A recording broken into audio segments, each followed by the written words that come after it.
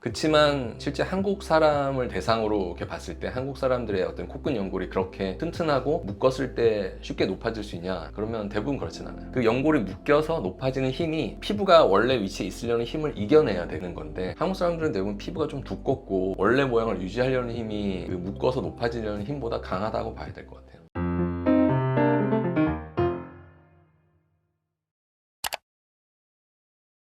평균적으로는 많이 이렇게 실제로 수술하면서 써보면 한 뭐 3mm, 한 4mm 이 정도 보형물 많이 사용되는데, 상담을 해보면 자연스러운 걸 원하시는 분도 있잖아요. 그러면 되게 높게는 안 들어가요. 4mm 한 이하 정도로 들어간다 이렇게 보시면 되고, 좀 화려한 걸 원하는 분들은 사실 그 이상을 쓸 수도 있고, 근데 원래 코가 낮지 않은 상태에서 화려한 걸 원하는 분들은 실제로 화려한 모습을 만드는데도 높은 보형물이 필요하지 않을 수도 있어요. 그리고 피부가 얇은지 두꺼운지도 굉장히 중요한 부분이기 때문에, 얇은 분들은 좀 높게 원하는 경우라도 좀 높게 쓰기 힘든 거를 설명드리죠. 피부 자체 두께가 좀 두껍고 어느 정도 이렇게 유연해서 잘 늘어날 수 있다 그러면 좀 높게 사용도 되죠.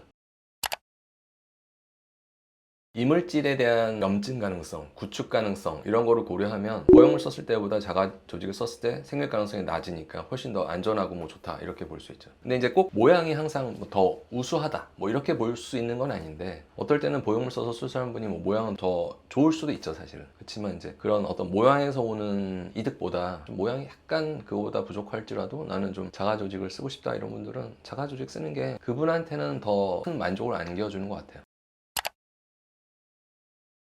콧대, 코끝을 높이기 위해서 오신 분이라면 제일 많이 사용하는 거는 실리콘, 귀연골. 전 그렇게 제일 많이 쓰는 편이고요. 첫 코 수술이 아닐 경우에는 이제 이미 뭐 귀연골 같은 경우를 다 사용하고 오신 분이라면 이제 그 다음 쓸 수 있는 연골을 고려해봐야죠. 물론 이제 한쪽만 쓰고 한쪽 안 썼다면 반대편을 쓸 수 있는 거고, 아니면 이제 비중격을 쓸 수도 있겠고, 늑연골을 쓸 수도 있고, 진피를 쓸 수도 있는 거고, 아니면 근막을 쓸 수도 있고 이렇게 되는 거죠.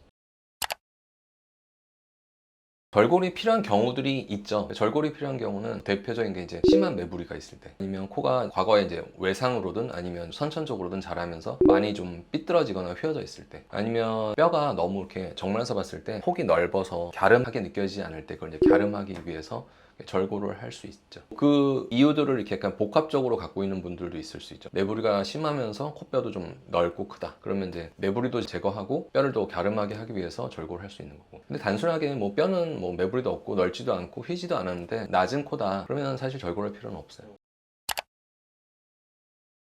무조건 생기진 않는데, 실제 수술하고 나서 시간이 좀 이렇게 경과해 보면 코끝이 처지는 분도 있어요. 코끝은 사실 이렇게 만져보면 되게 부드럽잖아요. 표정을 짓거나 아니면 뭐 말을 하거나 음식을 먹을 때 이렇게 움직일 때 코도 같이 따라 움직이잖아요. 그러니까 실제 수술하고 나서 높여놨더라도 아주 단단하게 고정해서 코끝을 높인 게 아니라면 그 움직임에 반응하는 거죠. 근데 사실 이제 보통 요새는 이제 늑연골도 많이 쓰는데, 늑연골을 보통 사용하는 수술 방법을 택해서 많이 높이거나 짧은 코를 연장하게 되면 코끝이 대부분 움직임은 좀 없어요. 되게 단단하고 좀 고정된 느낌을 주는 코가 되거든요. 근데 수술했는데 코가 너무 딱딱해서 이렇게 웃을 때 너무 끝이 뾰족해 보인다든가 화살코처럼 느껴진다든가 이러면 그게 굉장히 부자연스럽고 안 좋을 수도 있거든요. 표정을 지을 때도 부드럽게 좀 움직이면 좋겠고, 그러면 그런 늑연골을 좀 사용하는 방법보다는 귀연골을 쓴다든가 지지대를 좀 움직임이 가능하게 수술한다든가. 근데 이제 움직임이 가능하게 수술하는 거는 조금 떨어질 가능성이 더 높다고 볼 수 있어요. 그렇지만 이제 떨어지지 않았을 때 부드럽고 굉장한 또 장점을 가질 수 있어요. 무조건 처짐이 안 생긴 수술이 항상 더 우수한 방법이라고 볼 수는 없어요 사실.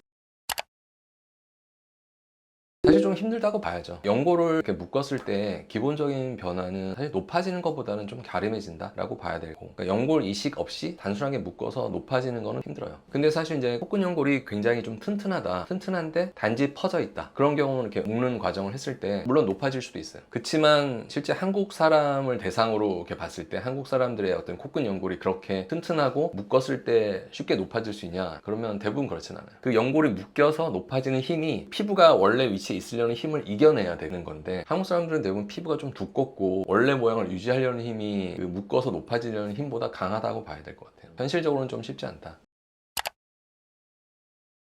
코 수술해서 개선되는 정도는 사람마다 다 달라요. 어떤 분은 진짜 많이 좋아졌다 이렇게 될 수도 있는 거고, 많이 개선됐지만 그래도 좀 둥글둥글하다 이렇게 될 수도 있거든요. 그리고 짧은 코 같은 경우는 그래도 대부분 많이 개선돼요. 대신 이제 그 짧은 코를 개선하기 위해서 연골이 이제 어느 정도 필요하냐에 따라서 이제 어떤 연골을 선택해서 쓰느냐에 따라 달라질 수 있고, 너무 소량이 아니라 연골을 충분량을 이제 쓸 수 있다면 뭐 늑연골을 쓴다든가 아니면 비중격 귀연골 같은 걸 총 동원해서 수술한다면 짧은 코를 많이 연장하는 건 가능해요. 복코랑 짧은 코가 같이 있다. 훨씬 더 이제 힘든 수술이 또 되긴 하는 거죠. 그러면 이제 갸름하게도 해야 되고 길이 연장도 많이 해야 되고. 그러니까 이제 이런 코를 할 때는 뭐 뉘연고를 뭐 사용하는 빈도가 올라갈 수가 있겠고, 환자분한테 부드러운 코끝을 갖기는 좀 힘들 것이다 라고 뭐 설명을 하는 경우도 있고.